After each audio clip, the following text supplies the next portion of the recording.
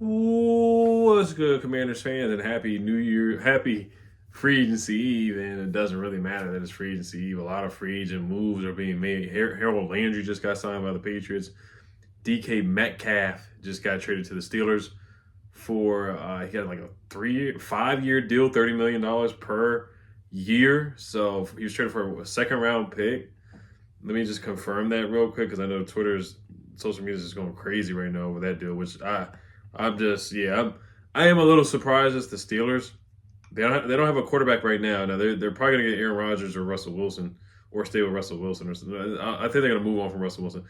I think they could get Aaron Rodgers. That might be something that they do because right now they don't have a quarterback.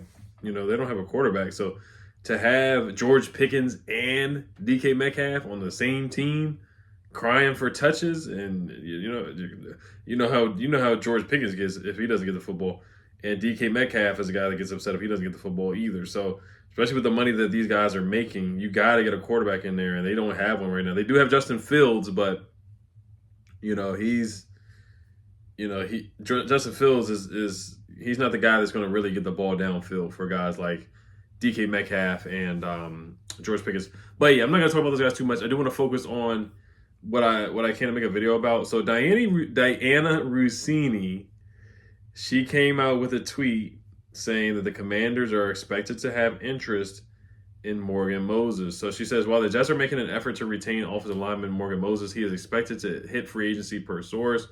The team's expected to show interest of the Commanders, Chiefs, Bengals, and Patriots. So Diana Russini, she is plugged in. She has a lot of information. She knows a lot of people and a lot of sources and whatnot, and front office people. She was a beat reporter for the Skins at one time, years and years ago. So she's been plugged in for a little while, and I don't think she's messing around. Like, we probably do have interest in Morgan Moses. Now, where would he fit in? I don't think he would start on this offensive line right now because Andrew Wiley is still on the roster. Now, if they cut Andrew Wiley and feel like Morgan Moses is going to be cheaper and he would possibly start at right tackle, I mean, there's a possibility there. Or he could be our backup. Cornelius Lucas would be your backup left tackle to Brandon Coleman. Morgan Moses would be the backup right tackle to Andrew Wiley. Now, I did see some people say that Andrew Wiley may move to right guard while Sam Cosmi is recovering from the ACL injury. And then I guess Morgan Moses would start the season as your right tackle. Biadasz would be your center. Brandon Coleman left tackle, Allegretti at left guard. So there's so many scenarios that people are throwing out right now. But I think he would be a backup. Now, he was a starter on the Jets. He was a starter on the Ravens for a couple of years, too. The Ravens had him for a little bit. And he was there, blocking for Lamar Jackson. So like I said about Ronnie Stanley, who was re-signed by the Ravens yesterday, Morgan Moses has the experience for blocking for a mobile quarterback because he blocked for Lamar Jackson for a couple years. Yeah, he was with the Ravens for 2 seasons. He played 17 games in 2022, 14 games in 2023. That's the season where they did make the AFC Championship, but they lost to the Chiefs. So he's been healthy for the most part. He did play with a torn pec in the 2024 season, I believe, or the 2023 season. So he's played through injuries. We know what Morgan does. He's a stand-up guy. Great guy, nice person, good with the fans and whatnot. Like, he is a culture guy for sure. Some of the false starts and stuff like that, and kind of moving before the snap and whatnot. He gets away with it. He really does. So, but he did have, how many penalties did he have last year? He had 8 penalties, which was 111th out of 141 tackles, which is not good. He did have 2 sacks allowed, which is not bad throughout 14 games. It's pretty good, which was 61st among 141 tackles. Offensive snaps played in 2024, 723, which was 52nd out of 141 tackles, which is pretty good. He's really durable.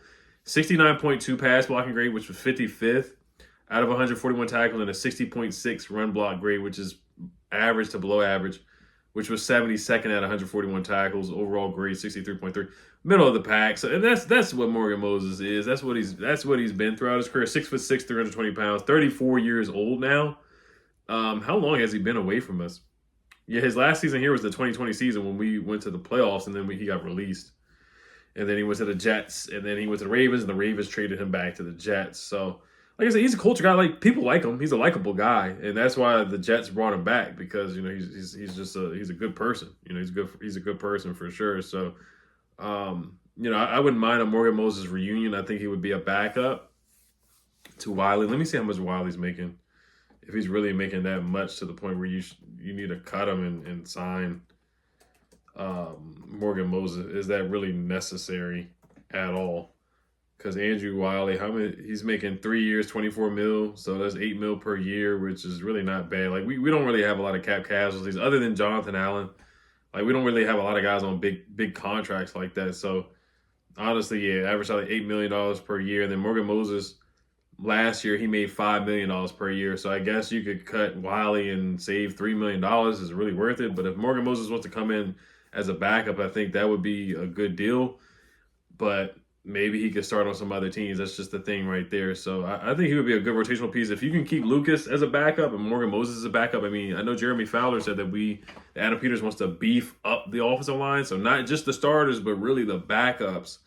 It's going to be huge because Trent Scott had to come in and play. Michael Dieter had to come in and play. So if they can find a better backup center, if they can find a better backup right tackle in that, Cornelius Lucas doesn't have to be relied on so much to be the backup right tackle and the backup left tackle, swing tackle. Maybe we could have a guy strictly for a backup right tackle. That would be Morgan Moses. And then your backup left tackle would be strictly Cornelius Lucas in emergency situations if Brandon Coleman is unable to play or Wiley's unable to play, because Wiley missed games last year too. So, but looking at some numbers from Morgan Moses as well, just doing some research and whatnot. So with the Jets, like I said, he was pretty middle of the pack. But the Ravens, he had a couple good seasons. There was a couple good games that I saw. So right tackles that have both a PFF pass block and run block grade of 75. Plus in 2023, Morgan Moses was one of those guys. Penei Sewell and Lane Johnson were the other two guys to do that in the 2023 season. Morgan Moses had the highest graded tackle. He was the highest graded tackle in the NFL for Week 14 with an 83.4. That was back in 2023 with the Ravens. Morgan Moses this season versus T.J. Watt. He had 27 pass blocking snaps and 0 pressures allowed against T.J. Watt when the Jets played against the Steelers on October 21st. So that's pretty good. That's good. We did a good job. We did a solid job against T.J. Watt as well, where he didn't have a sack. He had like 1 pressure, but he didn't have any sacks or anything like that, kind of like with Myles Garrett as well. Myles Garrett, as you see, he went back to the Browns because money talks, man. It's so crazy with Myles Garrett in a situation like he did all those interviews, flirting with the Commanders, talking about Jaden Daniels and talking about, they need a pass rusher, and they did a great job. Jaden Daniels did a great job this year and stuff like that. He did all that flirting with the radio interviews and stuff with Mina Kimes and the other guy. All that just for him to go back to the Browns and just get $40 million per year. And he definitely set the market because now Trey Hendrickson's looking at that, and then other players, not just defensive linemen, but wide receivers. And like somebody who's not a quarterback got $40 million per year. Like Jamar Chase is going to be looking at that for sure. Like a lot of people are going to be like, man, this guy's not even a quarterback, and he got $40 million per year. So Myles Garrett's a heck of a player, but that would have been the price for us. We would have had to pay him $40 million per year because it sounds like that's what he wanted. But, all that stuff, talking about he wants out, he wants to go to a contender, and then he throws some money in his face and he goes right back to the Browns. So we'll see. That's just how things go. That's how things shake out. Morgan Moses as well in the 2023 season, he had a 6.0 pressure percentage allowed with the Ravens, which is not great, middle of the pack once again. So, I mean, that's, like I said, that's who Morgan Moses is. Momo. And he's a solid player, man. I think he's a good player. He's a darn good player. I think he would be a really, really good backup for us too. But, we'll see what happens with Morgan Moses and Andrew Wiley and all the guys.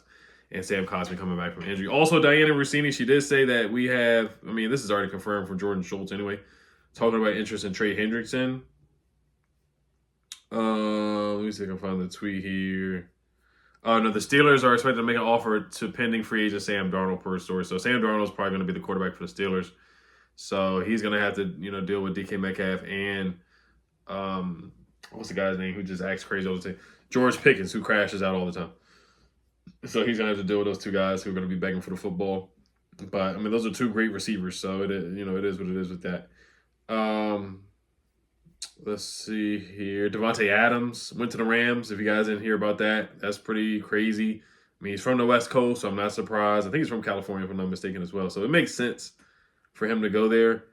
Also, so where is it at, man? Where's the Trey Hendrickson tweet at?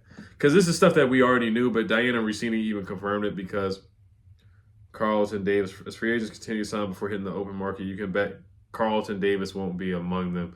This time he won't blink. He tells Mike Silver. Okay, so Carlton Davis is definitely not going back to the Lions. So that's good. That's good news. So we might be able to get Carlton Davis. Hollywood Brown is back with the Cardinals, and I thought we had a chance of getting him because of the Cliff Kingsbury connection in Arizona. So, still trying to find the tweet. She says, Commanders are among the many teams exploring a potential trade for Bengals All-Pro Trey Hendrickson per sources. The reason why I say that to me is because she specifically brought up the Commanders. She didn't say any other team. The team that she brought up first was and only is the Commanders for a reason. So we must be the most aggressive team, or we've been the team in the most talk or having the most talks for Trey Hendrickson, in my opinion. For Jordan Schultz to bring us up as the team or the main team, and for now Diana Russini to bring us up as the main team to be interested in Trey Hendrickson, I think there's definitely smoke and fire there for sure. And I do believe a deal will get done between us and the Bengals for Trey Hendrickson. I have a feeling it may not happen. I could be wrong. I was wrong about Christian Kirk, but I was right about Deebo Samuel. Everybody was right about Deebo Samuel. But I do think there's a lot of smoke and fire there with Trey Hendrickson. And it probably will be like a second or third round pick, but he's going to want big money now because he saw what Myles Garrett got. So instead of it being 29 or 30 million, he may want like 35 like Max Crosby just got. So, all right, you guys. As always, she said the Bengals are looking for significant trade compensation in return. So we'll see what that is. All right, you guys. Health Commanders, let's get one more sleep in and see what happens. Maybe a move happens tonight. We'll see. Maybe a move happens tonight at like 10 o'clock, like how we re-signed Zach Ertz at 10 p.m. A thief in the night. All right, you guys. Health Commanders. Peace.